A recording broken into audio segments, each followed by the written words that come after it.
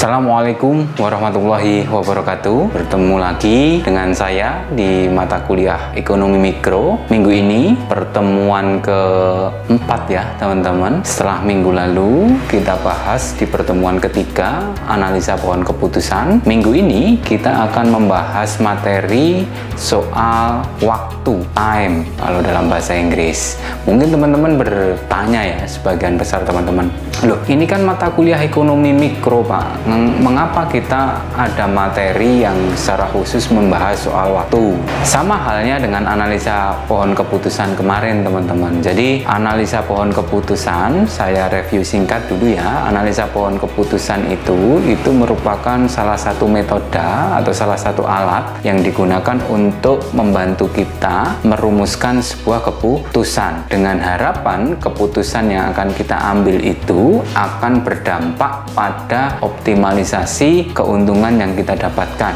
atau keuntungan dalam tanda kutip itu bisa kita bahasakan dengan bahasa manfaat yang kita dapatkan. Saya ulangi lagi, jadi analisa pohon keputusan itu diaplikasikan untuk membantu kita agar keputusan yang kita ambil itu memberikan manfaat yang optimal bagi diri kita, bagi setiap individu, bagi setiap aktor ekonomi. Karena teman-teman tentu masih ingat dong, di pertemuan pertama waktu kita di awal-awal membahas pengantar ekonomi mikro, bahwa di dalam disiplin ekonomi mikro ini adalah sebuah disiplin ilmu ekonomika yang membahas secara khusus bagaimana sih strategi seorang individu itu mendapatkan manfaat yang optimal dari setiap keputusan yang dia ambil. Nah, makanya kemudian di minggu kemarin kita bahas salah satu metode pengambilan keputusan, yaitu analisa pohon keputusan, yang diharapkan ketika metode tersebut diaplikasikan maka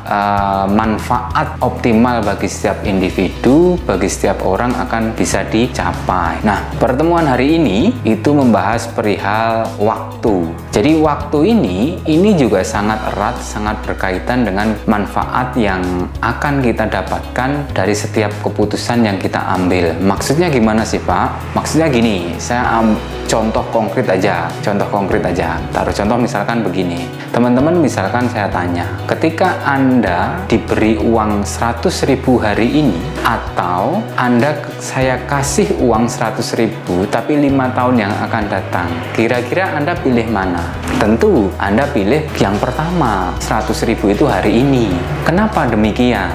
Nah, ini kan perihal waktu kan, bagaimana waktu itu mempengaruhi keputusan yang diambil oleh setiap individu kan gitu. Ketika saya kembalikan bertanya kepada Anda, taruh contoh misalkan, kenapa Anda memilih pilihan yang pertama? Kenapa Anda memilih uang 100.000 hari ini? Mungkin jawaban Anda dan mungkin jawaban dari sebagian orang-orang yang mungkin masih awam terhadap konsep ekonomika, mungkin ya iyalah Pak, saya harus menunggu sama-sama 100.000, saya harus menunggu 5 tahun. Sedangkan pilihan yang pertama nggak ada menunggu karena hari ini kan gitu.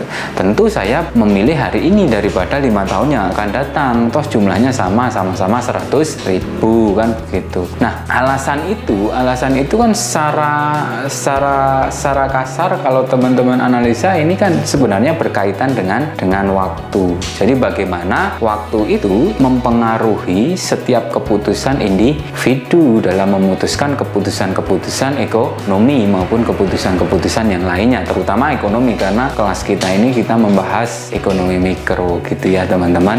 Bahkan nanti di belakang nanti kita akan bahas bagaimana sih waktu itu benar-benar mempengaruhi nilai sebuah keputusan, nilai ekonomi tentunya. Karena kan konteksnya kita bicara soal ekonomi.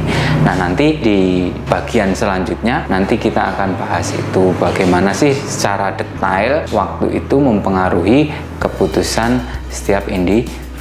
Maka dari itu menjadi sangat penting untuk membahas perihal waktu dalam sub pokok bahasan ekonomi mikro, karena waktu itu menjadi salah satu pertimbangan utama bagi setiap individu dalam mengambil keputusan. keputusan.